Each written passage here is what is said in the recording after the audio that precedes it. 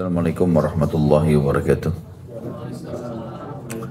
Alhamdulillah, tidak pernah berhenti kita memuji Tuhan kita Allah, satu-satunya pencipta, pemilik, penguasa, semua yang di langit, semua yang di bumi, semua yang di kedalaman lautan, terjangkau atau tidak terjangkau oleh mata manusia.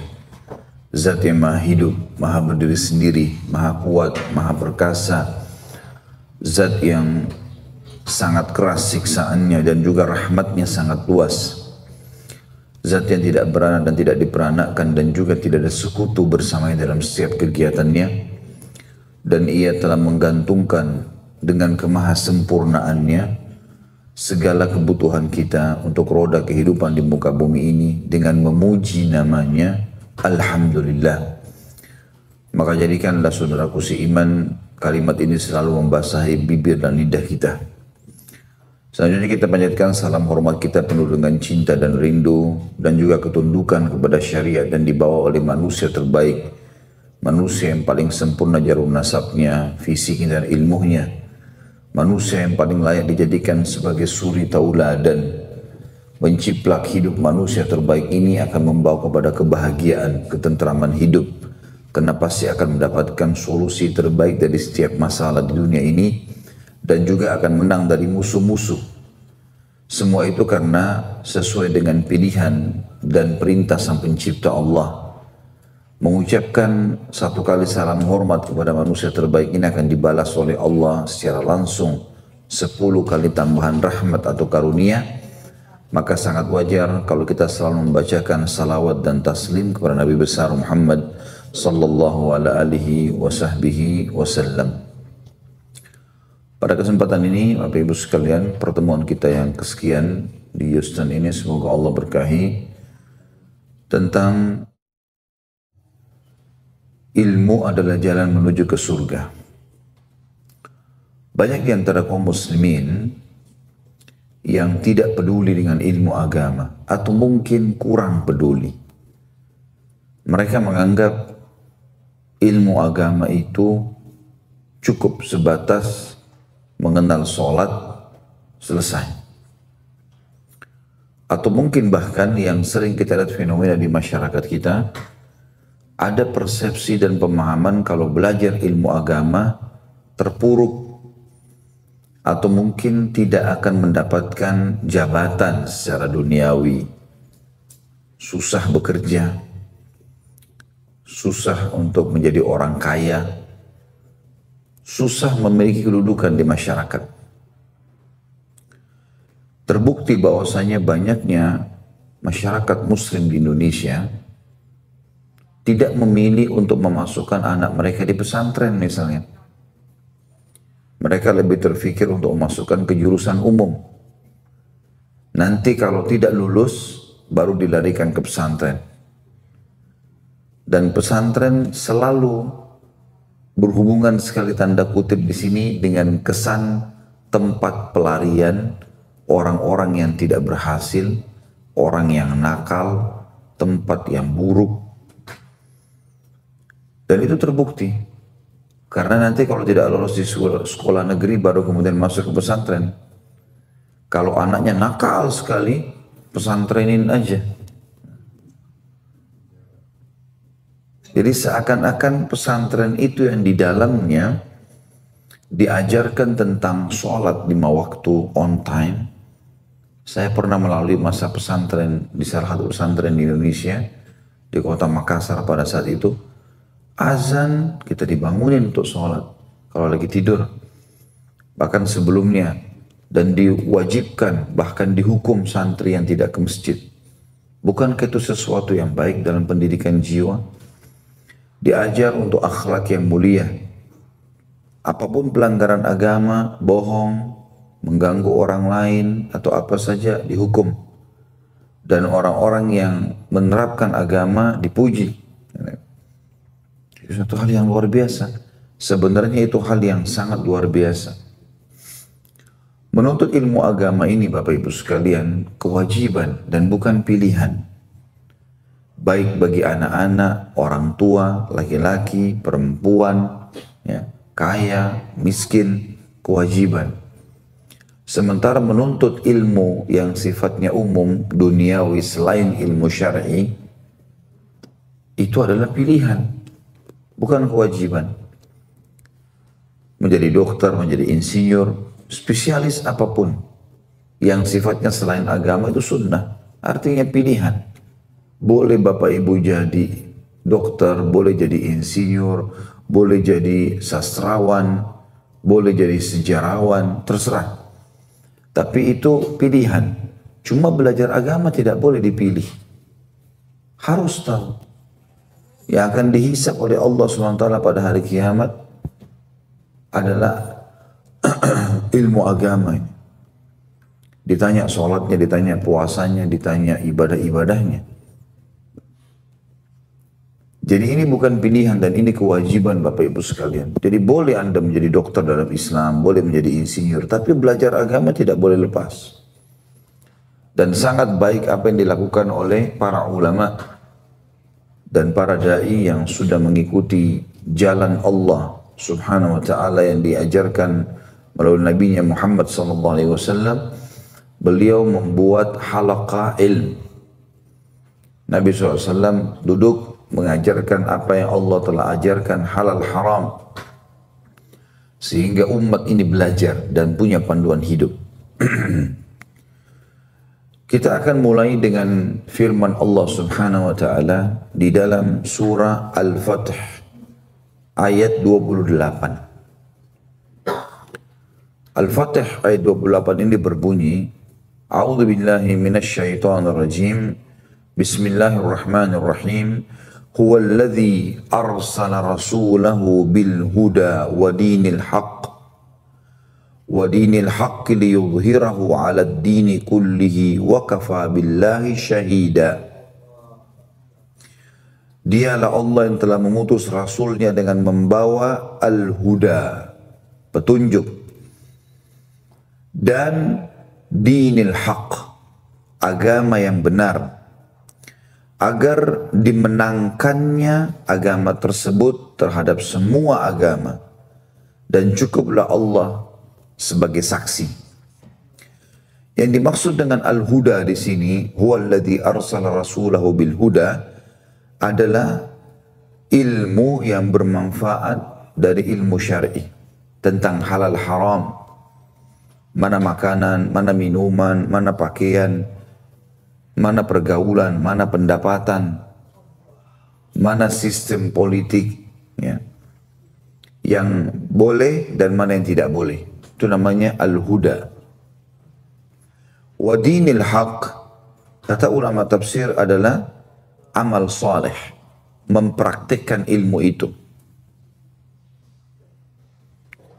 Teman-teman sekalian, menerapkan apa yang Allah Subhanahu wa taala perintahkan kepada kita ini, halal haram, yang semestinya kita jadikan sebagai tradisi kita.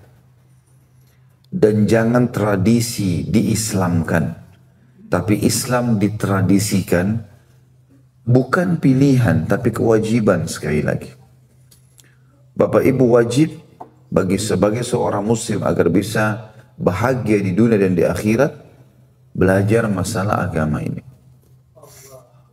Jadi pada saat kita mau makan, tahu ini makanan boleh atau enggak, minuman, pakaian, pendapatan, apa saja. Dan menuntut ilmu syar'i ini hukumnya wajib bagi setiap muslim. Dalilnya adalah hadis Nabi SAW riwayat Imam Muslim, talabul ilm faridatun ala kulli muslim. Menuntut ilmu syar'i itu adalah wajib bagi setiap muslim. Imam Qurtubi rahimahullah berkata dalam tafsir beliau, hukum menuntut ilmu itu terbagi dua. Yang pertama hukumnya wajib, seperti menuntut ilmu tentang sholat, zakat, puasa. Ini yang dimaksud dalam riwayat menyatakan bahwasanya hukumnya wajib. Sementara yang kedua adalah hukum fardu kifayah. Fardu kifayah itu Bapak Ibu sekalian artinya dia akan menjadi wajib kalau belum ada yang tuntut sama sekali dari kaum muslimin, Dan kalau sudah ada yang tuntut, maka tercukupkan dengan itu. Mirip begini hukumnya. Sholat jenazah misalnya. Sholat jenazah itu hukumnya fardu kifayah. Kalau tidak ada yang sholat di jenazah itu, bapak ibu wajib sholat. Tapi kalau sudah ada 1-2 orang muslim yang sholati, maka yang lainnya gugur hukumnya. Mereka boleh kerjakan, tapi sudah hukumnya bukan lagi sunnah, bukan lagi kewajiban. Sama kalau ada yang hadir dalam majelis kita ini misalnya datang, kemudian tiba-tiba dia mengucapkan salam. Menjawab salam hukumnya wajib. Tapi kalau ada salah satu jemaah yang sudah jawab, maka yang lainnya jadi hukum fardu kifayah. Udah terjawab, sudah tertanggulangi dengan 1 orang itu. Itu contoh hukum fardu kifayah. Kata Imam Qurtubi, fardu kifayah yang kedua ini seperti menuntut ilmu tentang pembagian berbagai hak, tentang masalah kisos, ya, tentang mendamaikan orang-orang bersengketa. Sebab tidak mungkin semua orang dapat mempelajarinya dan apabila diwajibkan bagi setiap orang, maka tidak mungkin semua orang bisa melakukannya. Dan yang dimaksud sini adalah yang dimaksud yang mengikuti bagaimana seseorang itu mempelajari ilmu muamalah, berperilaku sehari-hari. Tentu Islam tidak pernah meninggalkan masalah akhlak, karena agama ini lengkap membahas semuanya. Tetapi belajar ilmu agama secara detail itu adalah kewajiban, sementara rincian dalam muamalah atau ilmu-ilmu umum kayak tadi saya bilang kedokteran, matematika dan yang lainnya adalah pelengkapnya. Sifatnya fardu kifayah. Kalau saudara muslimin yang belajar maka sudah tercukupkan. Tapi ilmu agama harus semuanya tahu. Subhanallah, saya dapat informasi dari salah satu negara yang sangat baik untuk dijadikan sebagai contoh adalah Mauritania di Afrika. Di Mauritania itu Bapak Ibu sekalian, satu negara itu mayoritasnya muslim, mirip dengan kita di Indonesia. Di atas 80%-nya muslim. Bahkan kalau tidak salah, mereka itu sudah mencapai di atas 95% lebih kaum muslimin. Itu semuanya sudah tertanamkan di jiwa masyarakat mereka, menuntut agama adalah kewajiban, bukan pilihan. Sampai-sampai mereka banyak yang jadi dokter, jadi insinyur, tetapi hafal 30 juz Al-Quran. Mereka hafal sekian ribu hadis. Kalau mereka lagi duduk acara perkawinan, lagi duduk-duduk silaturahim keluarga, lagi kumpul-kumpul teman-teman, itu pasti yang dibicarakan bukan ilmu spesialis mereka. Ilmu kedokterannya di tempat praktiknya, ilmu arsiteknya di tempat dia menggambar. Tidak ada hubungannya dengan masalah majelis. Yang dipelajari kalau lagi duduk, Allah berfirman dalam surah An-Nisa ayat 70, bunyinya seperti ini. Sebab nuzulnya apa ya? Siapa yang tahu? Si fulan menjelaskan. Pendapat para ulama sampai mereka menghafal bukan cuma sekedar ilmu syar'i, mereka sampai menghafal syair-syair dalam bahasa Arab. Dan hampir satu negara itu menggunakan bahasa Arab.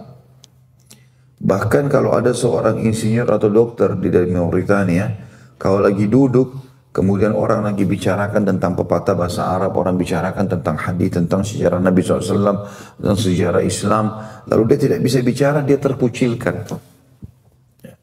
Itu tertanam itu. Sehingga tidak asing di Mauritania itu, mayoritas masyarakatnya hafal 30 juz Al-Quran. Tidak asing bagi mereka, sudah menghafal buku-buku hadis yang 9. Jadi ada 9 buku hadis induk.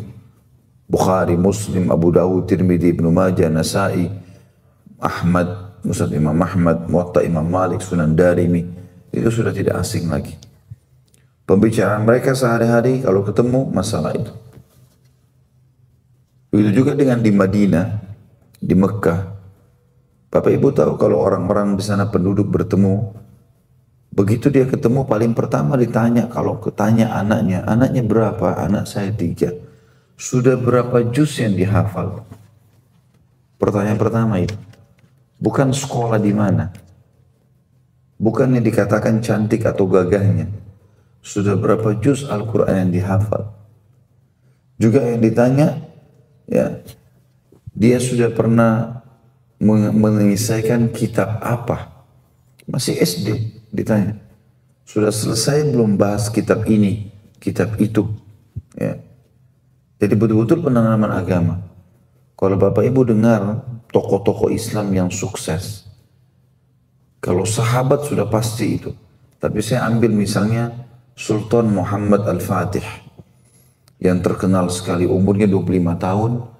Dialah yang mendapatkan keutamaan hadis baginda Nabi SAW yang berbunyi, kalian pasti akan membebaskan Konstantinopel, Konstantinia yang ada di Turki bagian Eropa.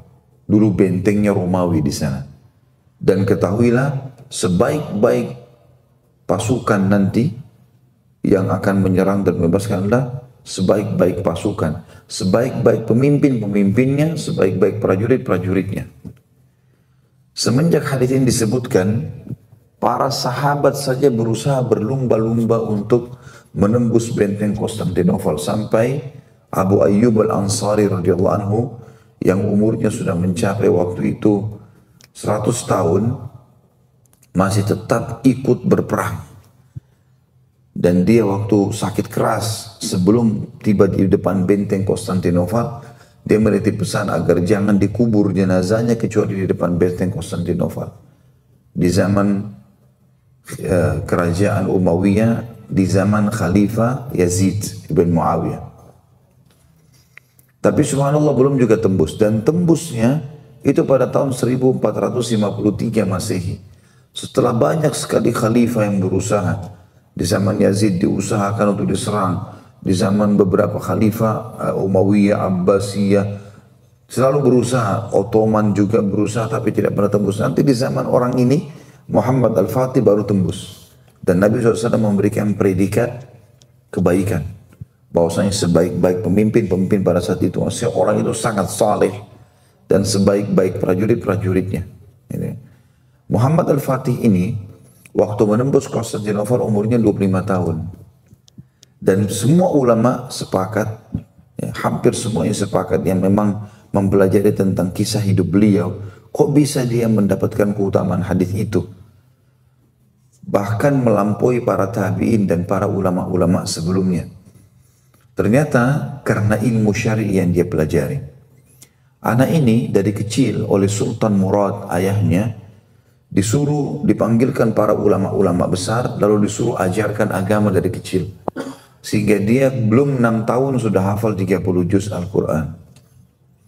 Kemudian juga belum mencapai umur 15 tahun dia sudah menghafal Sahih Bukhari, Sahih Muslim. Ini ribuan hadis. Bahkan menghafal 6 buku hadis. Kemudian dia juga sudah tidak asing mengenal sejarah para sahabat, sehingga pada saat mencapai umur 20 tahun saja dia sudah menjadi ulamanya muslimin. Dan dengan ilmu syar'i yang dia punya, akhirnya menjadi ahli ibadah yang sangat bagus dan menembus benteng Konstantinopel. Ilmu syar'i Bapak Ibu sekalian jangan dianggap remeh. Saya berharap Bapak Ibu di sini punya semangat untuk membentuk sekolah Islam, sekolah yang baik, mengajarkan kepada kaum muslimin, terutama generasi muda kita. Mungkin Bapak Ibu yang datang dari Indonesia masih punya bekal, tapi generasi kita yang datang sekarang tinggal di Amerika ini bagaimana? Belum pergaulan mereka yang bebas di luar sana. Di Indonesia saja kita takut, apalagi kalau sudah di sini namanya Amerika. Gitu. Saya yakin Bapak Ibu lebih tahu dari saya. Maka kalau tidak dibekali dengan ilmu agama yang benar, ini justru masalah. Ya. Kita harus tahu pondasi yang paling kuat dalam kehidupan seseorang muslim, ilmu. Karena ilmu agama ini akan mendatangkan iman. Iman ini kalau sudah ada Bapak Ibu sekalian, dan tidak bisa datang keimanan kecuali dengan ilmu syar'i. Bapak Ibu duduk di halaqah seperti ini, di pengajian begini, itu akan menambahkan keimanan. Dan Bapak Ibu sedang memberikan makanan ruhnya. Kalau kita makan nasi, makan ayam, makan ini, makan itu, makanan yang tiap hari kita sibuk masak, pilih jenisnya, kita minum, ini untuk jasad. Tapi jangan lupa, kita terdiri dari dua, jasad dan ruh. Dan makanan ruh ilmu. Banyak orang fisiknya sehat, tapi ruhnya kempes. Makanya pada saat dia ditimpa musibah sedikit saja, udah putus asa. Bahkan banyak orang mungkin badannya berotot tapi bunuh diri. Karena ruhnya kempes. Ada banyak orang, diantaranya para sahabat Nabi Ridwanullahi alaihim, fisiknya kurus, tapi ruhnya kuat, berotot. Ada seorang sahabat Bapak Ibu sekalian namanya Julaibib. Julaibib itu kecil sekali badannya. Waktu terjadi perang Uhud, Nabi SAW menyuruh mencari setelah perang, cari untuk saya Julaibib. Dicarilah oleh para sahabat. Mana Julaibib ini? Keliling-keliling dicari. Sampai terakhir ditemukan di tengah-tengah kancah peperangan. Orangnya itu jatuh, mati, terbunuh. Di sekitarnya ada 7 atau 8 orang kafir Quraisy yang kekar-kekar. Dibunuh oleh dia. Karena orang yang kecil sekali kurus. Maka Nabi SAW pun datang lalu kemudian menggendong Julaibib dengan telapak tangan beliau. Karena kecilnya Julaibib. Ya, dengan tangan Nabi diangkat, bisa terangkat Julaibib karena kecilnya. Lalu beliau mengatakan, sesungguhnya Julaibib bagian dari aku dan aku bagian darinya. Kata para ulama, Julaibib ini adalah orang yang sangat cinta menuntut ilmu bersama Nabi SAW. Sampai dengan ilmu itu dia kecilnya fisiknya tidak menghalangi dia untuk melawan orang-orang kafir yang kekar-kekar. Karena ilmu ini mendatangkan keimanan.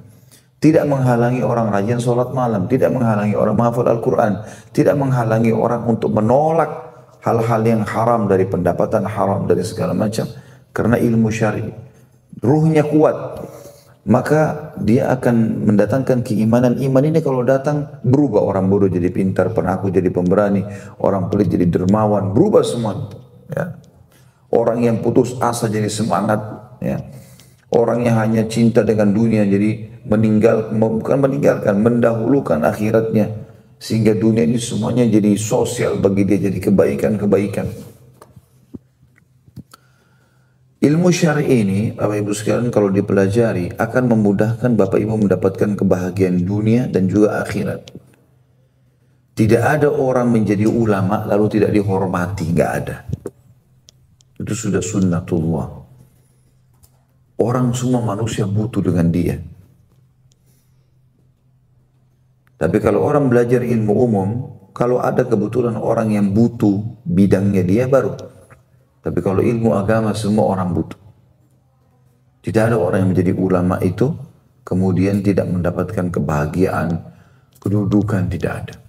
Dan insya Allah tidak akan ada ulama yang mati kelaparan. Tidak ada istilah tidak punya pekerjaan. Karena mereka adalah pegawai-pegawai langit. Bapak Ibu sekalian, di muka bumi ini cuma ada 2 jalan. Tidak ada jalan yang ketiga.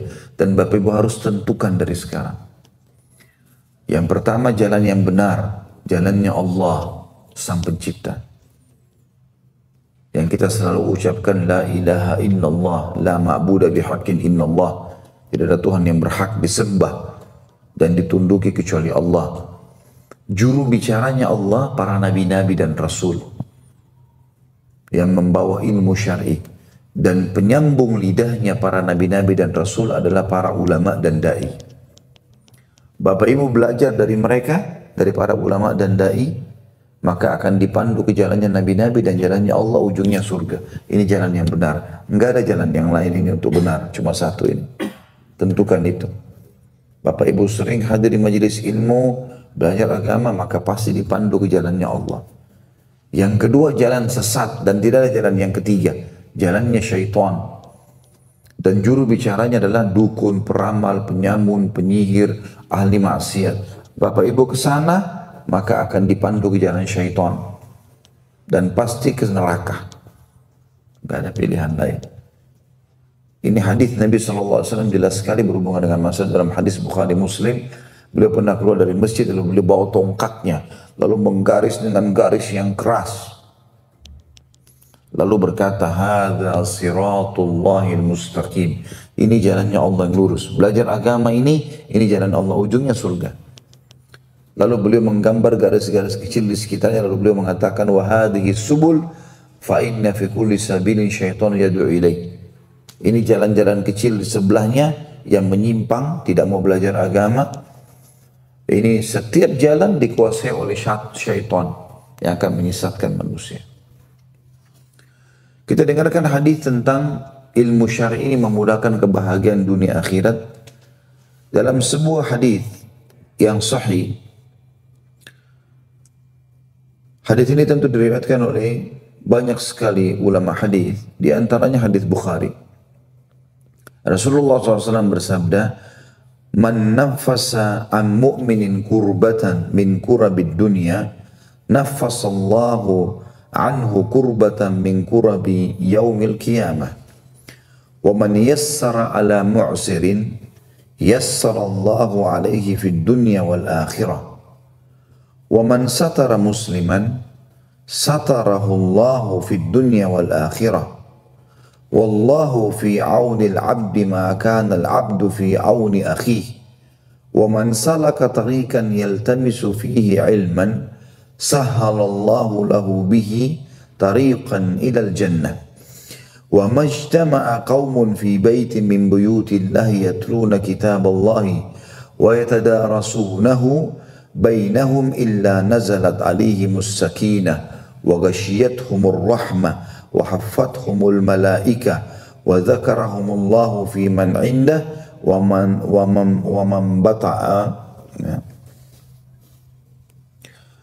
man batta'a bihi 'amalu lam yusri' bihi nasabu." Artinya, barang siapa yang melapangkan satu kesusahan dunia dari seorang mukmin, ya mungkin saya kasih contoh realitanya kayak di Houston ini sekarang, Bapak Ibu tadi ada saya dengar gotong royong bantu saudaranya muslim tadi yang kena banjir misalnya. Bahkan tadi ada satu jemaah habis Jumat bilang sama saya, ada satu rumah saudara kita orang Indonesia muslim, kita sampai harus bongkar kayu-kayunya, semuanya dibongkar baru dan seperti mau dibangun baru. Kata Nabi SAW, siapa yang melapangkan satu kesusahan, ada masalah yang sedang dihadapi saudara muslim kita, lalu kita keluarkan dari masalah dia itu, kita bantu dengan ide-ide, dengan materi, dengan apa saja, maka Allah akan melapangkan darinya satu kesusahan di hari kiamat. Jadi Allah balas. Nanti ada masalah di akhirat, amalnya kurang, dosanya banyak, apalah segala macam, Allah mudahkan dia keluar. Barang siapa yang memudahkan urusan atas orang yang kesulitan dalam masalah hutang, misalnya ada orang butuh lalu dia pinjamkan, atau ada orang hutang, ya, kemudian dia tidak bisa bayar, lalu kemudian dimaafkan atau diberikan tenggang waktu, ya, maka Allah akan memudahkan atasnya, ya, segala urusan berhubungan dengan uang di dunia dan kemudahan urusan di akhirat. Jadi Bapak Ibu kalau utangkan orang tidak bayar misalnya, Bapak Ibu tidak usah bersedih.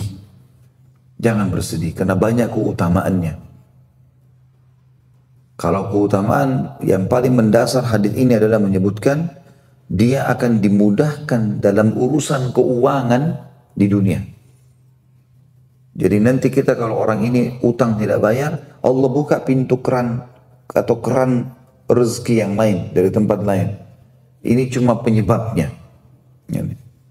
Di dalam hadis yang lain juga dikatakan siapa yang mengutangkan seseorang, maka dia seperti bersedekah dengan setengah apa yang dia utangkan itu, ya, sampai jatuh tempo.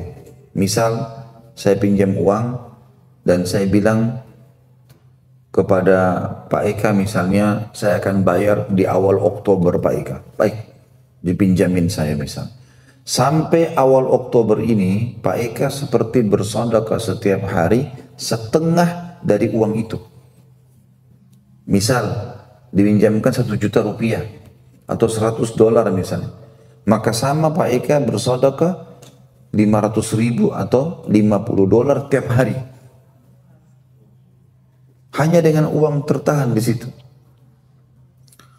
Dan Kata Nabi SAW, kalau lewat dari waktu yang disepakati, dia seperti sedekah seutuh uang itu. Jadi kalau misalnya pas 1 Oktober saya belum bayar, meningkat pahalanya seperti dia sedekah utuh, seperti 1 juta rupiah atau $100 utuh setiap hari. Belum tentu kita bisa sedekah begitu. Bagaimana kalau orang itu menahan uang kita 10 tahun?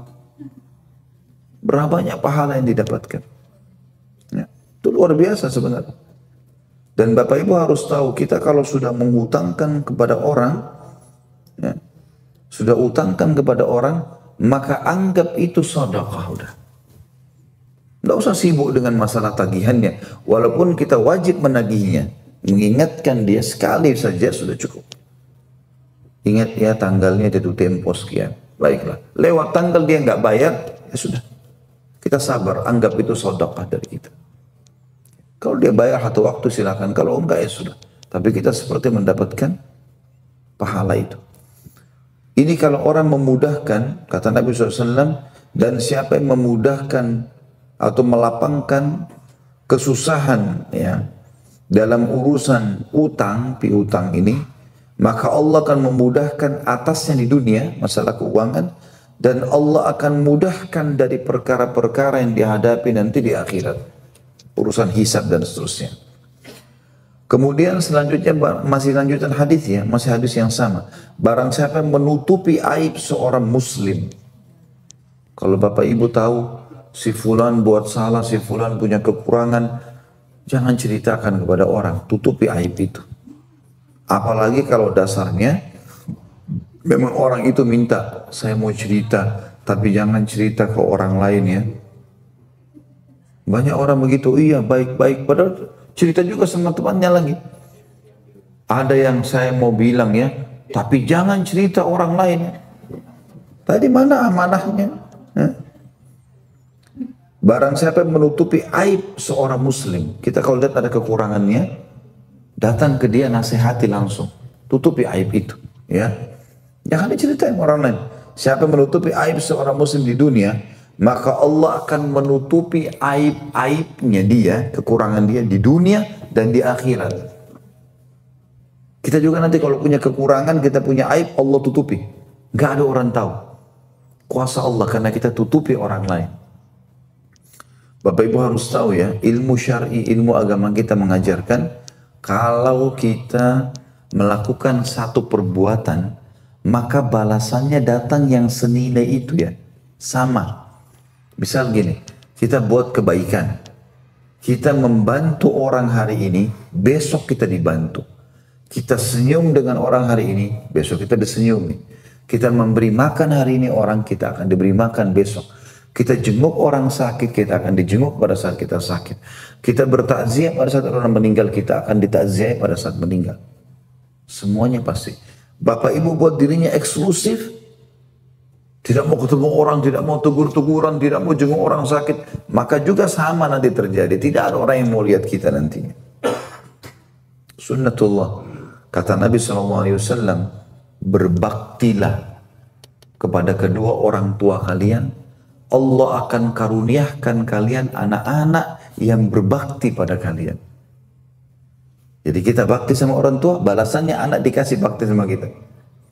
Jagalah kesucian kemaluan kalian, jangan berzina, Allah akan jaga kesucian kemaluan pasangan kalian. Kata Nabi SAW dalam hadis lain, al-jaza min jinsil amal. Balasan akan datang sesuai dengan kadar perbuatan seseorang. Dalam hadis lain juga yang sahih kata Nabi SAW, kama tadinu tudan. Sebagaimana kau berperilaku akan datang balasan yang sama. Ini penting. Maka menutupi aib, kekurangan seseorang di dunia. Kalau ada satu kurang kita datang nasihatin dan jangan sebarkan, tutupi aib itu. Maka kita akan ditutupi aib-aib kita di dunia dan juga di akhirat. Lalu kata Nabi SAW, selanjutnya masih hadis yang sama, Allah senantiasa menolong seorang hamba selama hamba tersebut senantiasa menolong saudaranya. Dan semua itu tadi bisa kita lakukan kalau sudah punya ilmu agama. Makanya kata Nabi SAW melanjutkan hadisnya, barang siapa yang meniti suatu jalan mencari ilmu agama. Jadi semua tadi itu kita bisa lakukan perbuatan-perbuatan tadi, menutupi aib, segala macam, bantu menolong, semua itu akan bisa kalau kita punya ilmu agama. Karena kita sudah punya iman untuk mengerjakannya. Barang siapa yang meniti suatu jalan untuk mencari ilmu agama supaya dia bisa terapkan semua tadi, maka Allah memudahkan untuknya jalan menuju ke surga. Tidaklah satu kaum berkumpul di salah satu rumah Allah atau masjid untuk membaca kitabullah dan mempelajarinya di antara mereka, baik itu belajar baca Al-Quran, belajar tafsir, belajar ilmu agama, termasuk kita sekarang mempelajari ilmu agama ini, berkumpul seperti ini, dan pas alhamdulillah kita di masjid juga, kecuali ketentraman akan turun atas mereka, rahmat meliputi mereka. Rahmat artinya karunia. Dan kita tahu dalam bahasa Indonesia pun Bapak Ibu sekalian, karunia itu digunakan kalau sesuatu yang tidak umumnya, tidak mudah orang dapatkan. Kayak anak misalnya, baru dikatakan dikaruniai anak. Ya. Harta yang melimpah, ilmu yang luas dikatakan dikaruniai. Kalau cuma makanan yang bisa menghilangkan lapar, minuman yang menghilangkan dahaga, tidak dikatakan saya dikaruniai oleh orang ini minum. Tapi dikatakan diberikan minum, ya, dapat minum. Karunia ini bahasa tinggi, rahmat bahasa Arabnya. Kecuali rahmat akan meliputi mereka, malaikat mengelilingi mereka, dan kita yakin Bapak Ibu sekalian di masjid ini sekarang penuh dengan malaikat. Cuma kita tidak bisa melihatnya. Dalam sebuah hadis yang lain riwayat Bukhari juga, Allah memiliki golongan malaikat yang khusus mencari majelis-majelis ilmu. Lalu kalau ada, mereka saling memanggil satu sama yang lain dan memenuhi tempat tersebut sampai mereka bersambung-sambung ke langit. Malaikat mengelilingi mereka dan Allah menyanjung mereka di tengah para malaikat yang berada di sisinya. Allah memuji. Tuh lihat, hamba-hamba saya si fulan lagi ngumpul di rumah saya tuh. Dan lagi pelajari kitab yang saya turunkan. Di depan para malaikat Allah membangga-banggakan kita. Dan barang siapa yang lambat amalnya, maknanya tidak mau belajar agama sehingga tidak tahu bagaimana cara berbuat ibadah. Yang menghambat ibadah, amal, itu karena tidak punya ilmu kan? Mau sholat bagaimana caranya ya? Mau ini bagaimana caranya? Tidak tahu karena tidak mau belajar. Siapa yang, ya, kata Nabi SAW di sini, yang lambat amalnya karena tidak ada ilmunya, maka tidak dapat dikejar dengan nasabnya. Biar juga dia orang hebat, ya, turunan darah biru lah, atau dia raja, tidak ada gunanya nasabnya, akan terkalahkan dengan ilmu. Ini tentu teman-teman sekalian hadis yang mulia menjelaskan kepada kita tentang kedudukan ilmu.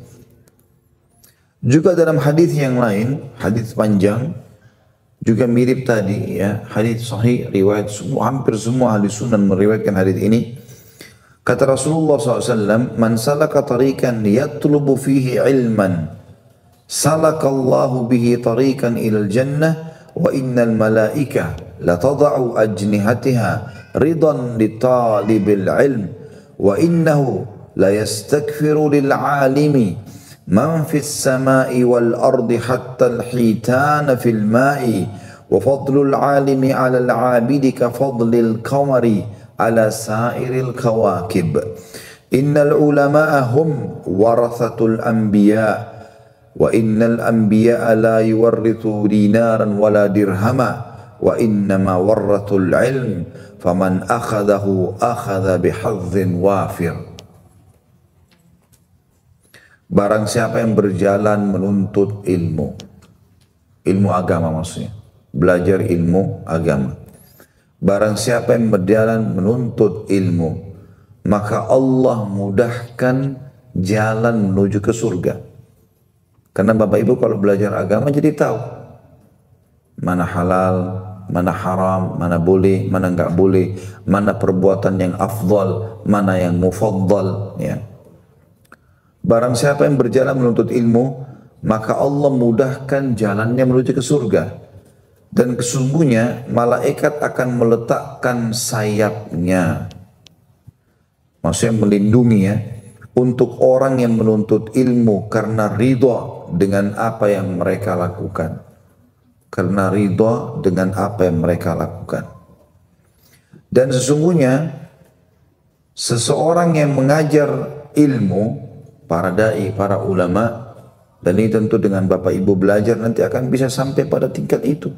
Bapak Ibu kalau sudah belajar agama, tiap hari belajar agama, ikutin pengajian, nanti akan tahu hukum dan akan mengajar. Lama-lama orang kalau lagi duduk sama teman-teman kita jadi ceritakan, akhirnya orang jadi bertanya, kita jadi mengajar kepada orang lain. Dikatakan dan sesungguhnya seseorang yang mengajarkan kebaikan atau agama atau para alim, para dai akan dimohonkan ampun oleh makhluk, seluruh makhluk yang ada di langit maupun di bumi sampai ikan-ikan yang ada di air. Sesungguhnya kata Nabi SAW, keutamaan orang yang alim atas orang yang abid. Alim artinya orang yang punya ilmu, belajar ilmu agama. Abid orang yang mau ibadah tapi tidak punya ilmu. Ada orang semangat mau ibadah tapi nggak ada ilmunya. Dan ini berbahaya. Kalau abid tidak punya ilmu berbahaya. Seperti orang mau sholat tapi tidak tahu panduannya, semangat. Mungkin dia sholat 1000 rakaat tapi tidak ada panduan, tidak ada ilmunya. Pernah di zaman Hasan Basri rahimahullah, ada orang habis sholat asar, ada orang selesai sholat asar, tiba-tiba berdiri sholat lagi sunnah. Sholat lagi sunnah, ya.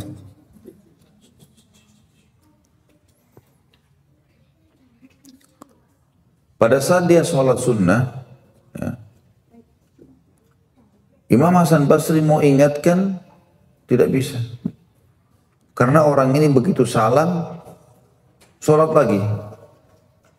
Baru mau diingatkan lagi, salam, berdiri lagi sholat, sampai 6 rakaat dia sholat. Begitu dia selesai salam, habis 6 rakaat mau sholat sunnah lagi nih, ba'diyah asar. Kita tahu ba'diyah asar tidak ada, ya, hadisnya. Khilaf di antara ulama, tapi pendapat yang dipegangi oleh mayoritas ulama tidak ada sholat ba'diyah asarnya, gitu kan. Maka Hasan Basri memegang tangan orang ini, lalu berkata, apa yang kau buat? Dia bilang, saya sholat. Bukankah, apakah Allah akan menghukum saya gara-gara saya sholat? Orang ini suka ibadah, tapi nggak punya ilmu. Apa kata Hasan Basri?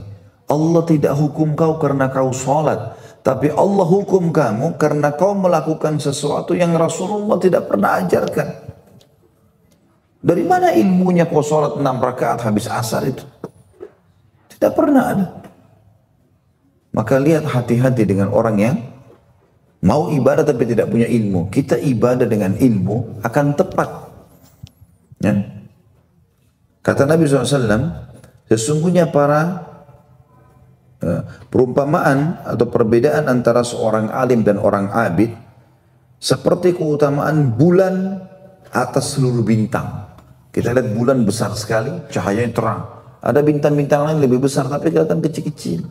Perumpamaan alim seperti itu tadi, bulan yang terang, dan abid itu para bintang-bintang yang kecil. Dan sesungguhnya para ulama adalah pewaris para nabi. Jadi kedudukannya setelah para nabi-nabi adalah para ulama ini. Dan sesungguhnya para nabi tidak mewariskan dinar dan dirham. Enggak ada nabi-nabi meninggalkan harta. Tapi mereka mewariskan ilmu syar'i. Dan siapa yang mengambil ilmu syar'i dari para nabi-nabi itu, kayak kita dari Nabi Muhammad SAW, maka sungguh ia telah mendapatkan bagian yang paling besar dalam hidupnya. Bagian yang paling besar dalam hidupnya. Hadis-hadis yang mulia ini. Hadis yang lain juga Bapak Ibu sekalian tentang masalah ilmu ini, duduknya Bapak Ibu di majelis ilmu seperti ini, kita seperti berada di taman-taman surga. Sebagian ulama bahkan mengatakan, selama seseorang masih di majelis ilmu, dia berada di taman surga secara hakikatnya. Bagaimana Allahu a'lam. Tapi hadis Nabi SAW sangat jelas menjelaskan masalah itu, hadis sahih. Kata Nabi SAW, "Idza marartum bi riyadil jannah farta'u." Qalu ya Rasulullah, "Ma riyadul jannah?" Qala hilaqudz dzikr. Apabila kalian berjalan melewati taman-taman surga, maka mampirlah. Makna yang lain, perbanyaklah mengambil manfaat darinya. Para sahabat bertanya, ya Rasulullah, apa yang Anda maksudkan dengan taman-taman surga? Kata Nabi SAW, halaka-halaka zikir. Halaka-halaka zikir. Ya. Yang dimaksud halakati zikir di sini dirincikan oleh seorang tabi'in yang masyhur, namanya Atha bin Abi Rabah rahimahullah, yang wafat tahun 114 Hijriah. Ini murid langsungnya Abdullah bin Umar, sahabat Nabi radhiyallahu anhu majma'in. Terkenal ulamanya tabi'in, dan dia dapat julukan ulamanya tabi'in. Dia mengatakan, yang dimaksud dengan majlis-majlis zikir adalah majlis-majlis yang mempelajari halal dan haram, bagaimana harus membeli, menjual, berpuasa, mengerjakan sholat, menikah, cerai, melakukan haji, dan semua yang berhubungan dengan ilmu agama itu. Jadi di sini Bapak Ibu sekalian, Atha bin Abi Rabah memberikan kepada kita pemahaman yang sangat luar biasa berhubungan dengan masalah ini. Orang kalau belajar agama otomatis menjadi ulama, Bapak Ibu sekalian. Ya. Kalau Bapak Ibu terus belajar non-stop dan tidak ada kata oh saya sudah tua, hafalan saya sudah lemah. Seorang muslim nggak kenal kata-kata negatif. Tidak ada kata-kata negatif, sugesti negatif nggak ada. Itu seorang muslim. Kata Nabi SAW, saya tidak suka dengan kalimat pesimis. Saya sudah tua. Saya baru belajar agama, jadi belum tahu. Saya tidak bisa sembuh. Saya kayaknya tidak bisa kaya. Saya tidak mungkin menjadi pintar. Saya tidak mungkin begini dan begitu. Ini kalimat pesimis. Kata Nabi SAW, saya benci dengan kalimat pesimis. Dan saya suka dengan al-fa'al. Kata para sahabat, ya Rasulullah, apa itu al-fa'al? Kata Nabi SAW, kalimat optimis. Saya bisa, saya mampu. Bapak Ibu tahu, para sahabat ada yang masuk Islam di umur 60 tahun, hafal Quran. Enggak ada kata-kata tidak bisa. Itu syaitan. Saya sudah tua enggak bisa. Mulai dulu. Mulai hafal surah demi surah. Ayat demi ayat. Oh nanti saya lupa. Semua orang lupa. Tapi kan tidak mungkin orang lupa 30 juz semua. Orang lupa sambungan ayat. Nanti ulangi lagi. Imam Masjid Haram saja yang sudah hafal Quran dari kecil kadang-kadang sering lupa. Diingatkan oleh makmum di belakangnya. Gitu kan. Biasa sekali itu. Tapi mulai Bapak Ibu sekalian. Harus belajar mulai. Dan tidak ada kata-kata terlambat. Bapak Ibu targetnya usahakan menjadi ulama. Kita semua harus jadikan target. Karena ulama ini dipuji oleh Allah. Tadi sudah saya sebutkan dalam hadis, para ulama pewaris para nabi. Jadi nabi meninggal, mereka posisi seperti nabi. Sangat dekat dengan Allah dan pemandu manusia di jalan yang benar. Tidak mengenal suku apapun, mau orang bule, mau orang Arab, mau orang Melayu. Pokoknya dia ulama, dia adalah panduan manusia. Bukan panduan umat Islam saja, tolak ukur manusia semua. Dan Allah berfirman dalam surah Fatir ayat 28, A'udzu billahi minasyaitonir rajim, innama yakhshallahu innama yakhshallaha min ibadihil ulama. Innama yakhshallaha min ibadihil ulama. Sesungguhnya yang takut, tunduk, khusyuk, patuh, ya, cinta kepada Allah hanyalah hamba-hambanya para ulama. Jadi kalau mau Bapak Ibu khusyuk dalam sholat, mau rajin baca Quran, mau rajin, memang harus sampai pada tingkat level itu. Kita selalu belajar agama supaya kita sampai pada tingkat itu. Ibnu Katsir berkata rahimahullah dalam tafsir Fatir ayat 28 ini, sesungguhnya yang paling takut pada Allah dengan takut yang sebenarnya adalah para ulama atau orang yang berilmu. Karena semakin seseorang mengenal Allah yang maha agung dengan belajar, yang maha mampu, yang maha mengetahui, dan dia disifati dengan sifat yang dan nama yang sempurna dan baik, lalu ia mengenal lebih sempurna Tuhannya Allah, maka ia akan lebih memiliki sifat yang takut dan terus, ya, mendakwakan dan meluruskan pemahaman-pemahaman yang salah di tengah-tengah masyarakat atau bertambah sifat takutnya. Tafsir Quran Al-Azim jilid 6 halaman 308. Dan para ulama berkata, man kana billahi a'raf kana lillahi akhwaf. Siapa yang paling mengenal Allah, dialah yang paling takut kepada Allah. Dan dalam sebuah riwayat yang sahih juga disebutkan, siapa yang takut kepada Allah, Allah akan buat segala sesuatunya takut padanya.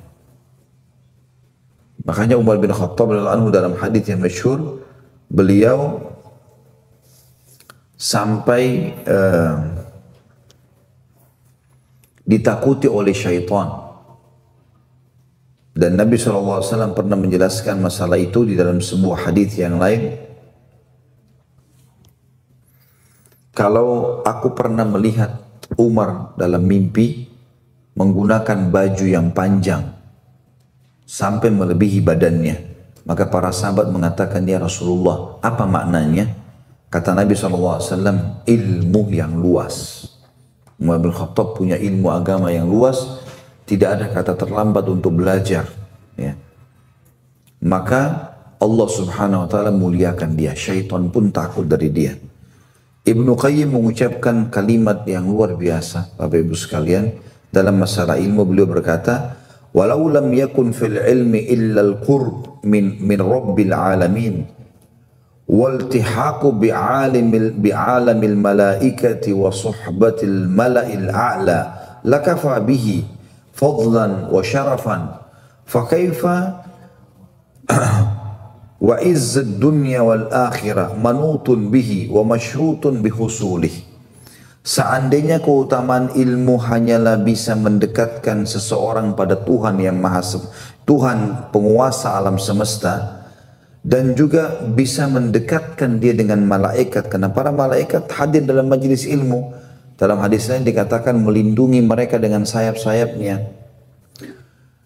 Dan juga bisa jadi berteman dengan para penduduk langit, karena tadi hadis sudah kita sebutkan, para penduduk langit, penduduk bumi, bahkan ikan-ikan di air beristighfar kepada Allah untuknya. Maka itu sudah sangat cukup baginya. Terlebih lagi, belajar ilmu agama akan mendatangkan kemuliaan dunia dan akhirat. Senantiasa meliputi orang yang berilmu, akan selalu bersama dengan dia. Dan dengan ilmu, ya, syar'i ini, maka dan syarat mendapatkan semua itu adalah ilmu, dengan mempelajari ilmu syar'i. Dalam hadis yang lain, teman-teman sekalian, Nabi SAW menyebutkan dalam hadis Bukhari tentang keutamaan menuntut ilmu ini, dan itu berarti Allah cinta sama dia. Bapak Ibu kalau datang seperti ini, termasuk insya Allah sore ini, Bapak Ibu sampai mau terdorong untuk datang belajar ilmu syar'i. Mungkin teman-teman kita yang ikuti acara live, dan Masya Allah kita kemarin live di sini, Bapak Ibu perlu tahu, teman-teman kita di Indonesia yang mengikuti di Instagram 10.000 orang. Ya. Dan sudah menjadi biasa teman-teman di Instagram, teman-teman di Facebook, di YouTube yang mengikuti ini ribuan orang di Indonesia. Ya, dan ini satu hal yang menggembirakan karena kita sudah mulai menyadari tentang pentingnya belajar agama. Ya. Saya tidak mengatakan diri saya alim, saya sama bapak ibu juga lagi menuntut ilmu. Kita sama-sama penuntut ilmu. Dan saya cuma menyampaikan apa yang kami ketahui. Sebagian kecil ilmu agama itu bapak ibu sekalian seperti lautan. Luas sekali. Kita kalau jebur di dalamnya, mau minum airnya sebanyak apapun, tidak akan pernah habis. Ya. Mau tangkap ikannya sebanyak apapun, tidak akan pernah habis. Maka kata Nabi SAW dalam hadis Bukhari, perhatikan baik-baik. Man yuridillahu bihi khairan yufaqihu fid din. Yufaqihu fid din.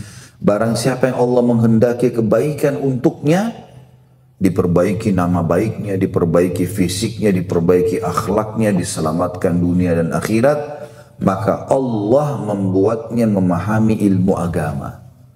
Terdorong, termotivasi mau ibadah, mau belajar agama maksud saya, mau belajar agama.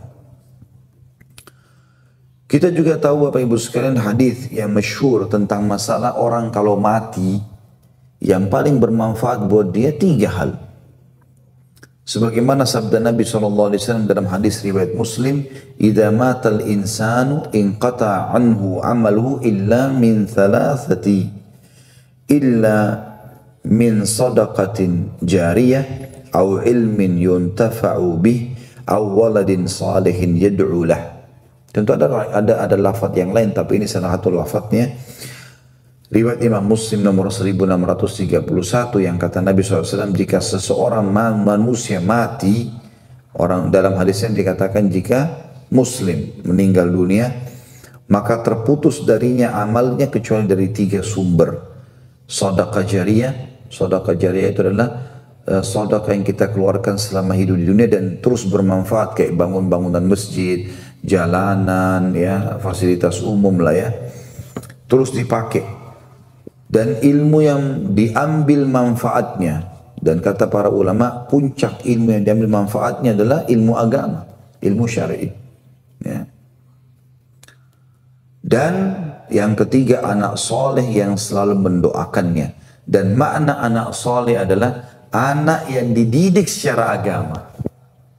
Bagaimana bisa kita kader anak kita jadi anak soleh atau solehah kalau kita tidak paham agama? Berarti hubungan dengan ilmu syar'i. Ilmu agama ini Bapak Ibu sekalian akan menghidupkan hati seseorang, membahagiakan hidupnya.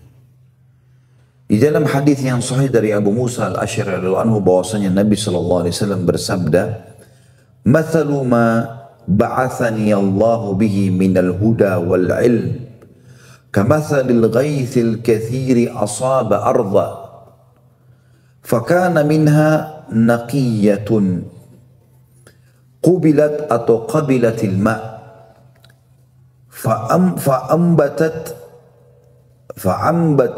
al-kala'a wal-ushba al-kathir wa kanat minha ajadibu amsakatil ma' fanafa'a Allahu biha an-nas fasharibu wa saqaw wa zara'u wa asabat minha ta'ifatun ukhra innama hiya qi'anu la tumsikul ma' wa la tumbitu kala' fadzalika mathalu man faqiha fi dinillahi wa nafa'ahu ma ba'athani Allahu bih fa'alima wa 'allamah wa mathalu man lam wa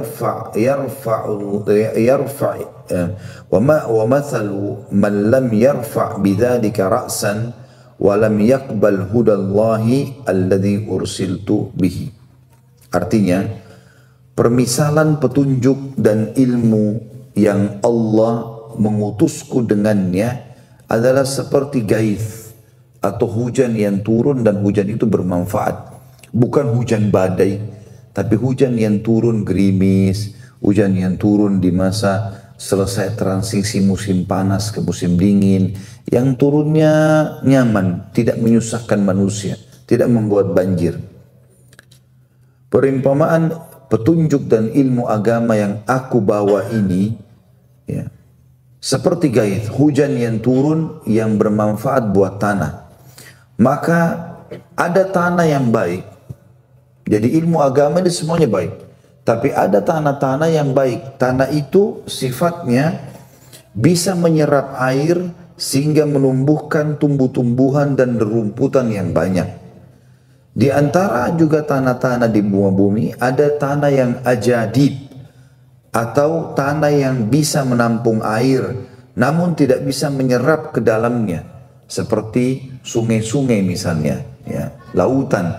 Dia bisa menampung air tapi nggak bisa menumbuhkan tanaman, jadi cuma bisa bermanfaat. Dia tetap bermanfaat sehingga memberi manfaat bagi manusia. Genangan air itu mereka bisa minum darinya.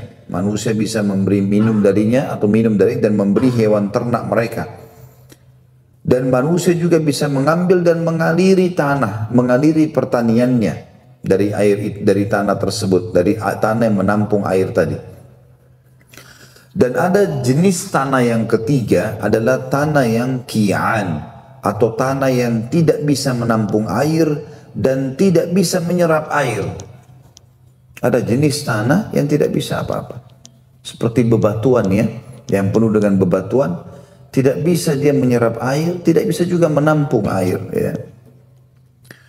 Maka kata Nabi SAW, dan ini tidak ada manfaatnya karena airnya tidak tertampung. Jadi ilmu syar'i seperti hujan, kata Nabi SAW, turun ke muka bumi.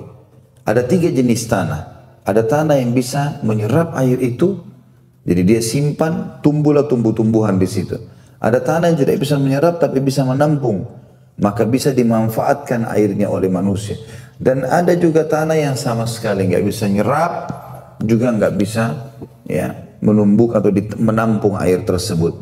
Kata Nabi SAW, inilah permisalan perumpamaan orang yang memahami agama Allah, belajar agama Allah, bermanfaat baginya ajaran yang Allah mengutusku untuk membawanya.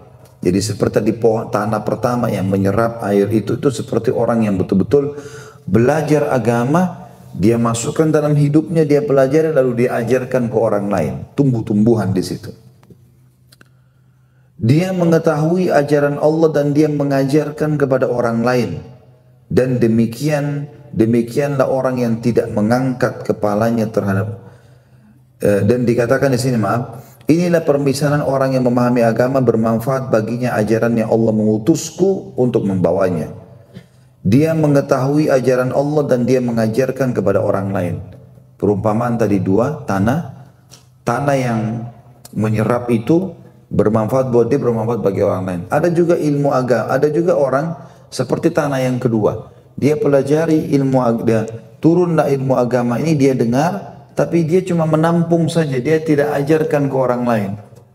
Nanti kalau ada orang tanya baru bermanfaat, atau ada orang belajar agama contoh dirinya sendiri. Ini juga bagus, tapi lebih bagus yang pertama.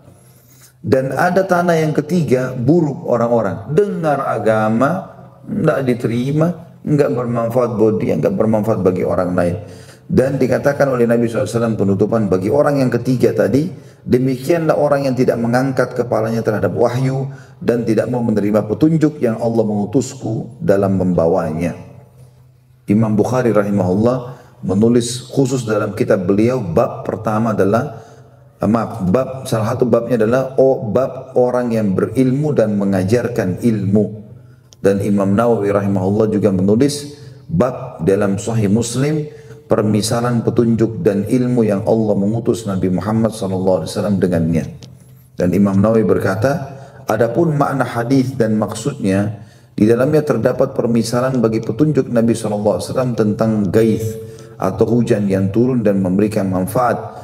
Juga terkandung kandungan hadis ini bahwa tanah itu ada 3 macam, begitu pula dengan manusia. Juga Bapak Ibu sekalian, ilmu syar'i ini, ya, banyak sekali tentunya kalau kita mau bahas masalah keutamaannya, tapi akan selain menenteramkan jiwa, selain membawa ke surga gitu ya. Ada sebagian ulama mengatakan statement yang menarik, man amila bihi man amila bima alim awrathahu Allahu ilma ma lam ya'lam. Bapak Ibu, kalau sudah membuka pintu belajar ilmu syar'i, perlu kita garis bawahi satu hal ya. Nanti kalau kita amalkan ilmu itu, Allah akan memberikan kepada kita, Allah akan berikan kepada kita ilmu-ilmu yang lain. Jadi kita nanti jadi bisa faham. Allah SWT bukakan ilmu yang lain. Kata para ulama, siapa yang mengamalkan satu ilmu yang telah ia ilmui, yang telah dia pelajari, maka Allah akan mewariskan kepadanya ilmu yang tidak ia ketahui. Sebagian mereka berkata, thawabul hasanati al hasanatu ba'daha.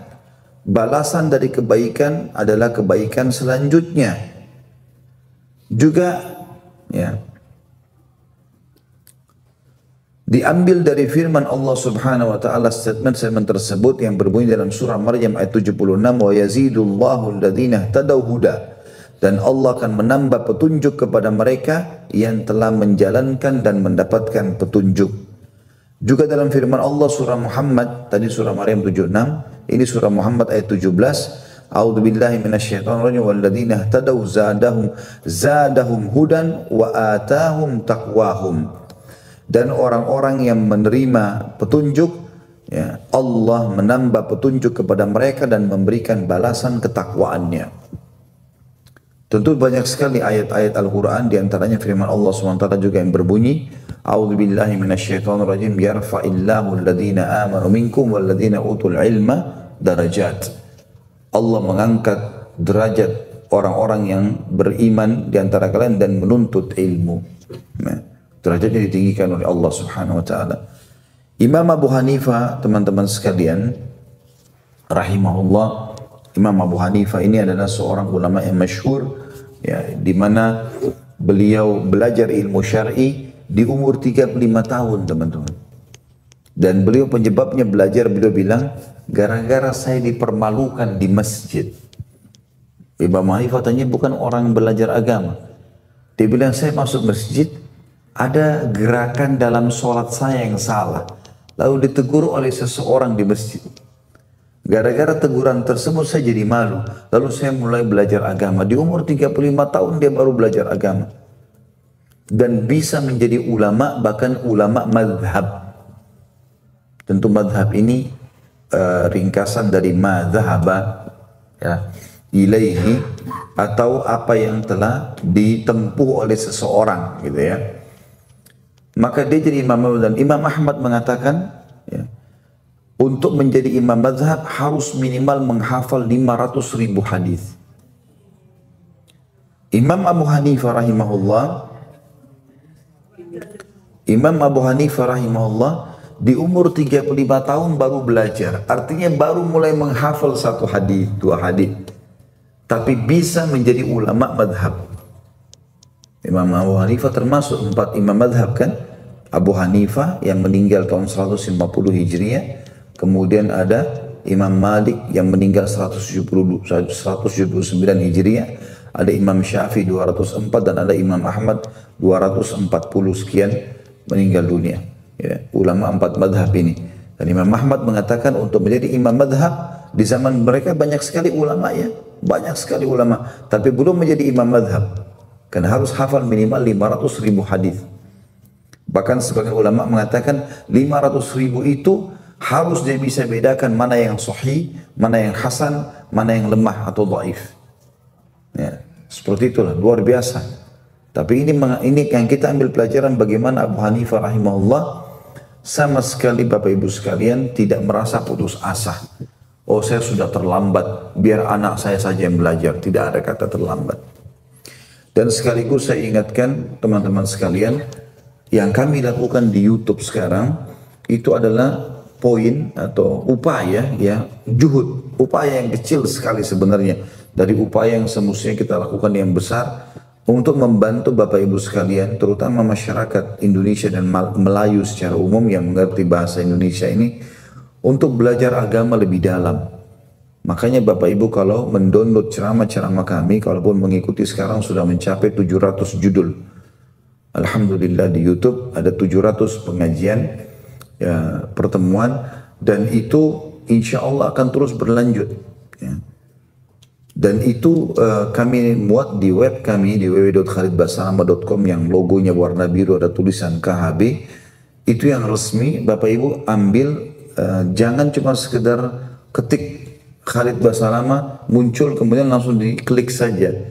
Kalau ceramah-ceramah yang banyak tersebar 7 menit, 15 menit itu potongan dari ceramah induk. Ceramah induknya itu kayak begini 2 jam, 3 jam, gitu kan. Nah itu bisa difilekan, di-download, difilekan, dan ikuti per buku. Misalnya kajian Minhajul Muslim sendiri, download semua Khalid Basalamah Minhajul Muslim, download semuanya, jadikan kurikulum. Karena kami belum bisa melakukan itu di YouTube, Bapak Ibu sekalian. Karena di YouTube teracak dia. Ya. Jadi saya sering ingatkan jemaah untuk melakukan itu sendiri. Download semua Minhajul Muslim, itu ada 600 lembar buku itu. Bapak Ibu bisa belajar pelan-pelan dari bab akidah, dari bab ini. Dan tidak usah pikir, oh tebal bukunya. Belajar dulu, mulai. Tadi kan saya bilang, mulai dulu. Daripada Bapak Ibu belajar, bicara sekarang, ya, saya sudah tua. Padahal sebenarnya Allah masih hidupkan dia 20 tahun, 30 tahun ke depan. Rugi sendiri. Ya. Kata Urwa bin Zubair, rahimahullah, salah satu ulama tabi'in, ayahnya dia Zubair bin Awam. Saya tidak menemukan manusia yang lebih buruk dibandingkan orang tua yang bodoh dari agama. Mana masa mudanya? Kenapa dia habiskan pada hal yang kosong ini? Padahal dia tahu dia perlu itu panduan halal hidup, al-haram halal haram hidupnya. Dia tahu fadilah Al-Quran itu bagus, dia tahu hadis itu bagus. Tapi kenapa syaitan membisikkan dia, sudahlah kau sudah tua, nanti aja. Sampai kapan ini? Mulai dulu, mulai. Kita bangun tidur malam ngantuk, paksakan masuk kamar mandi wudu, sholat dulu. Kalau setelah 2 rakaat ngantuk sekali istirahat, tapi mulai dulu. Daripada kita selalu menunda-nunda dan mengatakan tidak bisa sampai kapan kita selalu putus asa ini. Ya.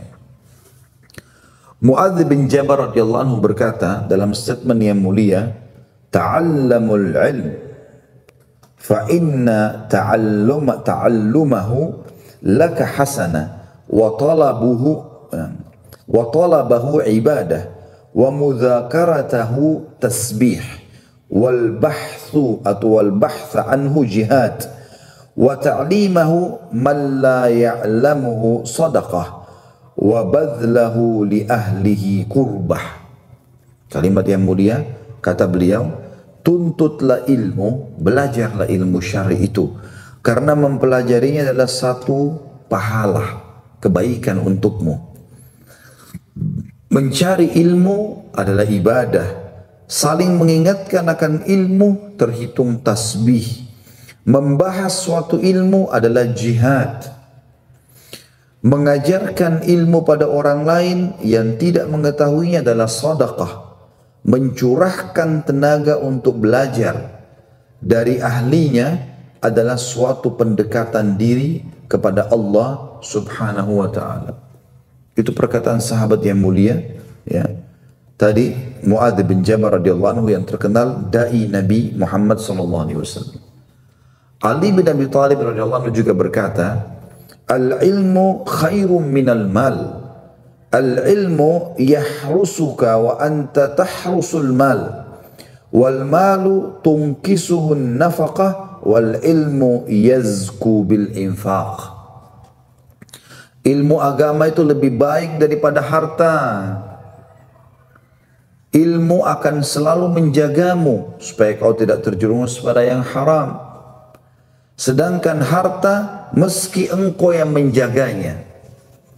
Ya, kalau ilmu menjaga kita, kalau harta kita yang jaga dia. Harta akan berkurang ketika dikeluarkan, namun ilmu malah bertambah ketika diajarkan. Statement yang luar biasa. Ini sahabat Nabi. Kemudian Ibnu Umar, Abdullah bin Umar radhiyallahu anhu juga berkata, "Majlisu fiqhin khairum min ibadati sittina sana." Ini luar biasa. majlis ilmu itu lebih baik daripada ibadah 60 tahun lamanya. Kata Abdullah bin Umar, sahabat Nabi yang bilang ini, ya. Sekali hadir di majlis ilmu sehingga Bapak Ibu dapat panduan hidup seperti ini dulu 2 jam, itu lebih baik daripada ibadah 60 tahun tapi tidak punya ilmu. Nah. Imam Syafi'i rahimahullah berkata, "Man la yuhibbul ilma la khaira fi." Siapa yang tidak mencintai ilmu agama dan tidak mau mempelajarinya, tidak ada kebaikan padanya. Makna tidak ada kebaikan, tidak usah berteman. Enggak ada gunanya orang itu.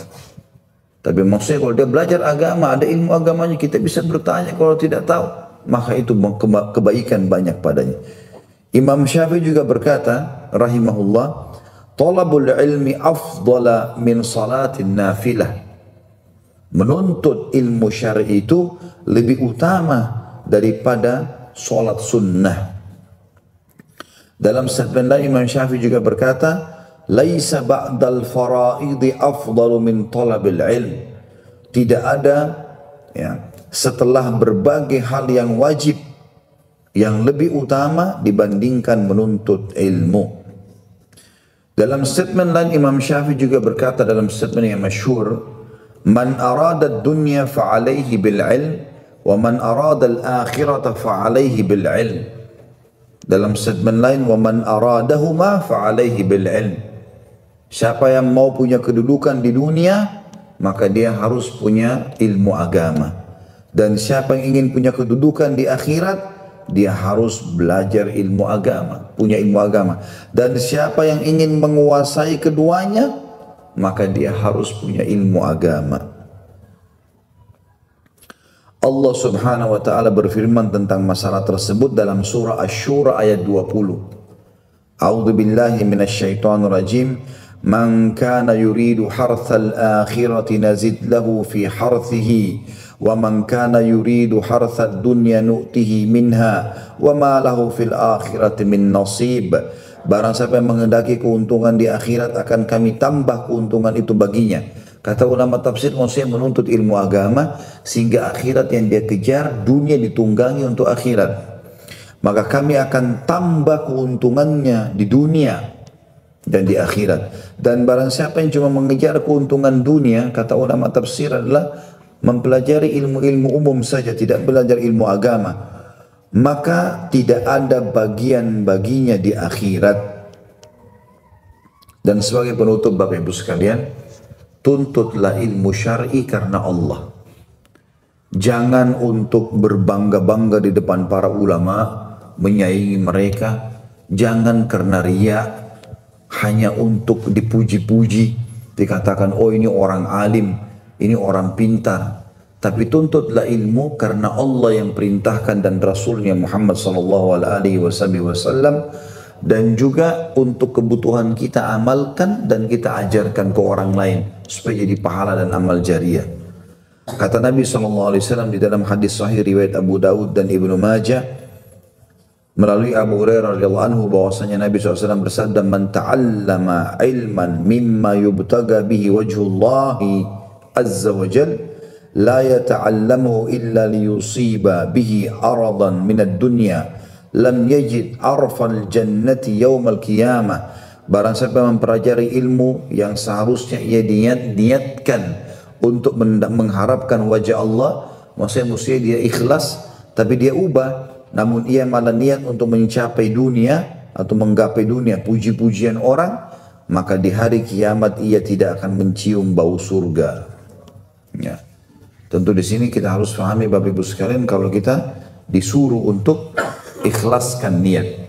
Dan Nabi Muhammad SAW sangat gembira dengan para penuntut ilmu. Sampai-sampai beliau berkata setiap ada orang datang mau belajar ilmu, "Marhaban bi talabatil ilm." Selamat datang para penuntut ilmu. Ya, tentu kalau kita mau bahas ini Bapak Ibu sekalian panjang sekali. Ya, tapi ini sedikit dari keutamaan ilmu. Kalau kita mau bahas sampai ada buku yang saya miliki itu dua kitab tebal Bapak Ibu sekalian. Tebalnya itu mencapai sekitar 300-400 lembar, satu kitab 2 jilid. Khusus keutamaan ilmu, ya, keutamaan penuntut ilmu, keutamaan para pengajar dan ulama. Dengan dalil-dalil yang sangat banyak. 2 buku, 2 kitab tebal. Luar biasa gitu ya. Ini mungkin sekelumit saja dari apa yang kita dapatkan. Minimal bisa menjadi motivasi buat Bapak Ibu untuk belajar ilmu syar'i.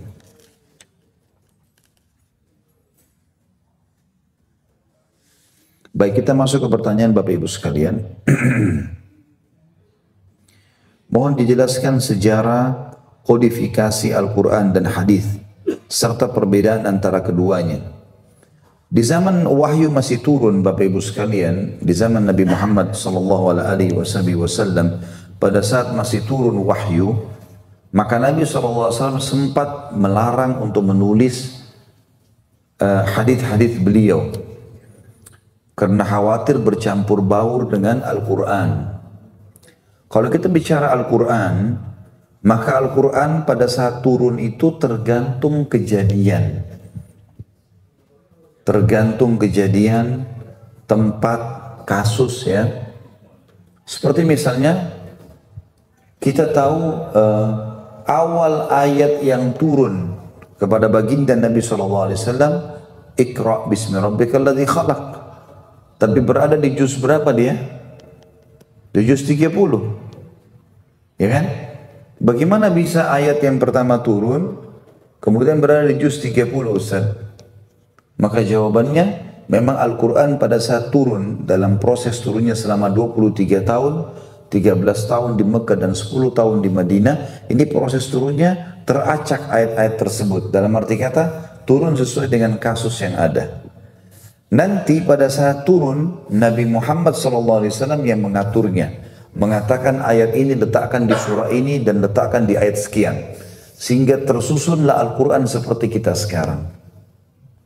Itu bagaimana proses Al-Quran turun dan bagaimana bisa tersusun seperti sekarang. Gitu kan? Karena kalau kita lihat rata-rata ayat-ayat surah-surah Al-Quran ada dibagi dua oleh para ulama. Ada Makkiyah, ada Madaniyah. Ada yang turun di fase Mekah 13 tahun. Ada yang turun di fase Madinah 10 tahun. Nah, ayat-ayat yang turun di fase Mekah ini umumnya itu berbicara tentang masalah umat sebelum kita, tentang surga dan neraka, gitu kan. Belum banyak bicara masalah hukum syar'i. Karena hukum syar'i lebih banyak turun di fase ayat-ayat surah-surah Madinah, gitu kan, 10 tahun terakhir. Makanya perintah puasa Ramadan di tahun 2 Hijriah, perintah jihad nanti di Madinah, perintah haji nanti tahun ke-10 ya. Dari masa kenabian di Madinah ya. Jadi sudah tahun ke-20, tahun ke-22 dari masa kenabian baru ada perintah haji. Dari hukum-hukum syariah. Nah, kita temukan kebanyakan ayat-ayat Makkiyah, surah-surah Makkiyah ini justru berada di juz-juz terakhir. Ya, gitu. Tapi seperti itu adalah prosesinya. Kalau hadis Nabi SAW, sahabat banyak menghafalnya, lalu kemudian mulailah disusun di akhir hari hidup Nabi SAW karena khawatir nanti akan terlupakan, ya. Dan lebih lengkap lagi disusun setelah meninggalnya Nabi SAW dan di tangan para sahabat mulailah disusun Al-Quran. Tadinya Al-Quran juga masih dihafal, belum dalam bentuk buku seperti kita sekarang. Nanti di zaman Uthman bin Affan baru mulai ditulis Al-Quran itu. Maksudnya ditulis di lembaran kulit ya, dan menjadi seperti sebuah susunan kitab. Kalau di zaman Nabi SAW itu Al-Quran ada yang ditulis di tulang-tulang unta, ada yang belum semuanya rapat ya. Maka di zaman Uthman bin Affan radhiyallahu anhu disusunlah kitab yang menjadi sebuah kitab, makanya dikenal dengan Mushaf Uthmani ya. Dan itu masih ada fisik aslinya mushaf itu yang sangat besar, mungkin seperti meja ini besarnya ya. Kalau hadis-hadis Nabi SAW mulai berkembang ditulis juga setelah itu, dan selama sahabat masih hidup maka mereka menukil satu sama yang lain, dan banyak tabi'in mulai menulis dari para sahabat setelah Al-Quran sudah dianggap lengkap semuanya pada saat meninggalnya Nabi SAW, kemudian sudah mulai dibukukan, lalu kemudian hadis-hadis juga dikembangkan. Mungkin begitu saja. Subhanakallahumma bihamdika asyhadu an la ilaha illa anta astaghfiruka wa atubu ilaik. Wassalamualaikum warahmatullahi wabarakatuh.